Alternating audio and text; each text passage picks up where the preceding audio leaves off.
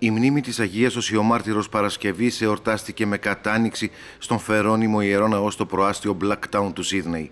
Κοντά στους πιστούς της εορτάζουσας ενορίας βρέθηκε ο Σεβασμιότατος Αρχιεπίσκοπος Αυστραλίας, κ. Μακάριος, ο οποίος το πρωί της Κυριονύμου ημέρας χοροστάτησε κατά την ακολουθία του όρθρου και προεξήρχε της αρχιερατικής θείας λειτουργίας.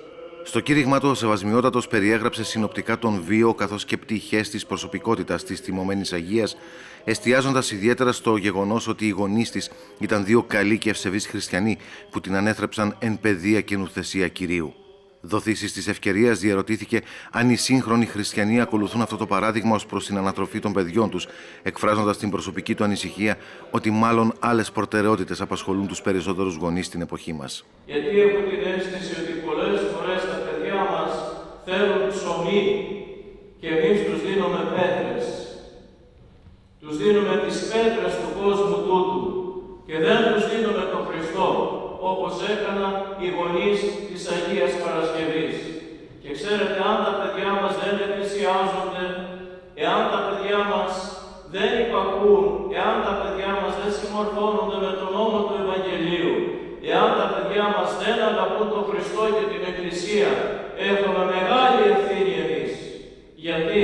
Διότι δεν τους μιλήσαμε ποτέ για τον Χριστό. Τους μιλήσαμε για ωραία πανεπιστήμια, τα εμπνεύσαμε να αποκτήσουν ωραία πτυχία. Διδάξαμε τα παιδιά μας να θέλουν να γίνουν μεγάλοι και τρανοί της γης. Αλλά δεν διδάξαμε τα παιδιά μας να θέλουν να γίνουν άγιοι και μάρτυρες της πίστεως και της Εκκλησίας. Ο Αρχιεπίσκοπος προέτρεψε πατρικά τους γονείς, παράλληλα με τα λοιπά αγαθά που πασχίζουν να εξασφαλίσουν για τα παιδιά τους, να μην ξεχνούν τον Χριστό. Γιατί ο Χριστός, υπογράμμισε με έμφαση, είναι ένας πολυτιμότατος θησαυρός που μπορεί να βοηθήσει και να στηρίξει τη νέα γενιά. Και πρέπει όλοι μας να δώσουμε προτεραιότητα στα νέα παιδιά.